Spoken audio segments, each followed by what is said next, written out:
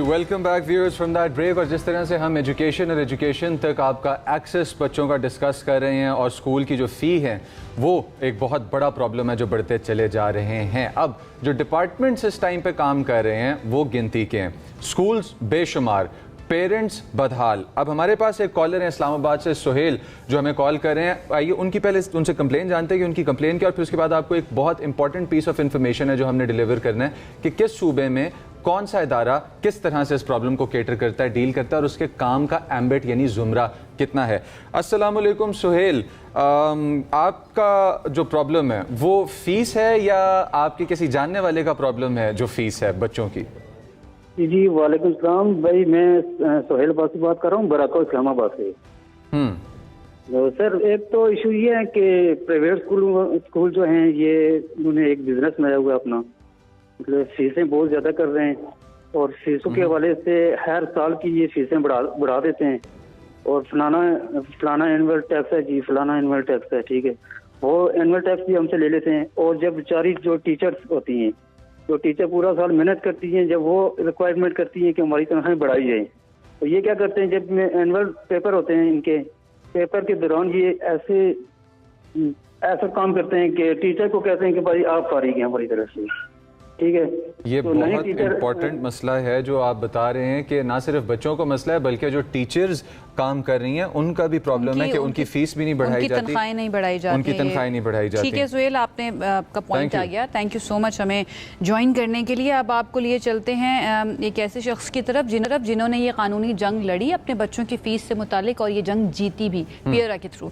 अहमद हसन हमारे साथ मौजूद हैं, ज़रा उनसे जानते हैं कि कहाँ से आगाज़ हुआ था, कौन से इदारे की तरफ ये गए और कितना वक्त इनको लगा ये जंग जीतने के अंदर। Ahmad, thank you so much हमें ज्वाइन करने के लिए। प्लीज़ ज़रा बताइएगा अपनी कहानी। अस्सलाम वालेकुम जी। वालेकुम सलाम। मेरा ताल्लुक भी इस्लामाबाद से है और बच्चों की फीस इसी तरह से जिस तरह तमाम निजी स्कूल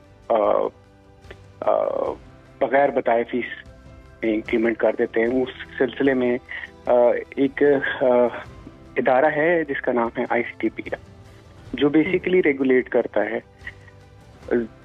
होता यह है कि जब आपके पास फीस वाउचर आते हैं तो आपके पास एक अचानक से एक बम गिरता है जो कि फीस का बर्डन बढ़ जाता है। उसके लिए लोगों को पता ही नहीं है, पेरेंट्स को पता ही नहीं है कि कहाँ जाके कंप्लेन करें, किस इदारे जाएं।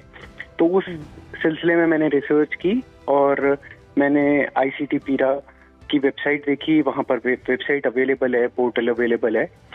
उस जगह जाके कंप्लेंट सेल वहाँ पर ऑलरेडी मौजूद है, आप कंप्लेन करें और जो कंप्लेन आप करते हैं उसको फॉलो अप करने के लिए आपको जाहिर सी बात है बैक एंड फोर्थ ईमेल्स करनी पड़ती हैं या इदारे में जाके विजिट भी करना पड़ता है।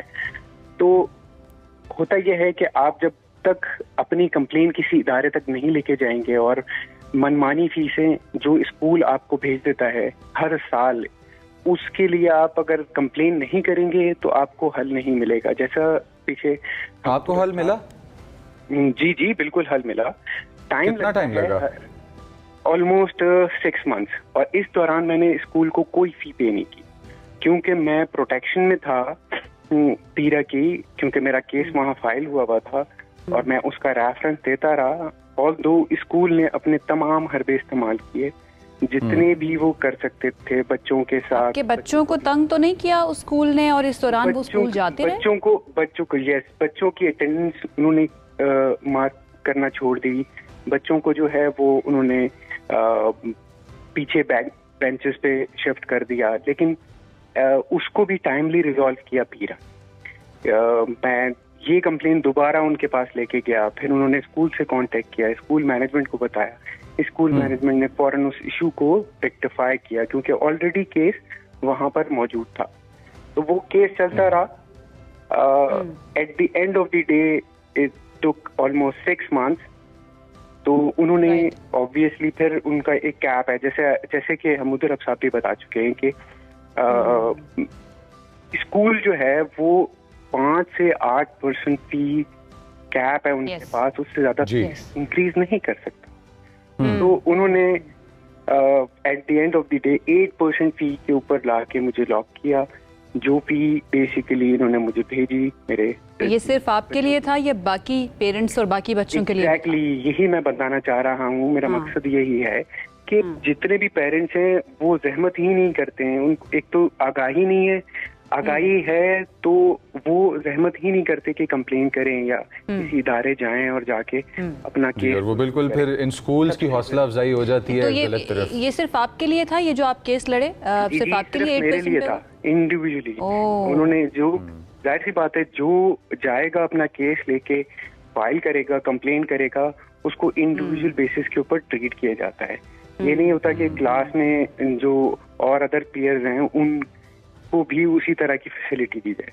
मतलब अगर आप अपना केस फाइल नहीं करेंगे, आप जाएंगे नहीं, तो ये चीज आपका इशू रिजॉल्व नहीं होगा। तो आपको, ऑल्दो ये एक मतलब मुस्तकिल हल नहीं है, क्योंकि मुस्तकिल हल तो ये हो कि हर साल आपके पास एक प्रूफ होना चाहिए। आपका राइट है, आप स्कूल से पूछ सकते हैं कि आप मुझे बताएं कि आपके पास fee voucher, approve fee voucher regulatory authority से जो आपने अप्रूव कराया है वो उसकी कॉपी शेयर करें। थैंक यू अहमद, बिल्कुल ठीक है। You have been great help actually. बहुत सारी चीज़ें जो है ना वो क्लियर भी हुई होंगी जितने भी पेरेंट्स हमें देख रहे हैं उनके लिए, और अगर कोई कदम उठाएगा तो उसके लिए रास्ते भी मौजूद हैं, जैसे कि अहमद ने उठाया था। Ahmad, thank you so much हमें ज्वाइन करने के लिए। अब जितने भी पेरेंट्स इस वक्त देख रहे हैं, ये अब आप सबकी जिम्मेदारी है कि आपके लिए बच्चों की फ़ी बढ़ने का मसला कितना बड़ा मसला है। क्या ये इतना बड़ा मसला है कि आपके बजट को ख़राब कर रहा है? तो फिर आप जा सकते हैं मुख्तलिफ इदारों के पास, मुख्तलिफ रेगुलेटरी अथॉरिटीज़ के पास। तो फिर भी आवाज़ उठानी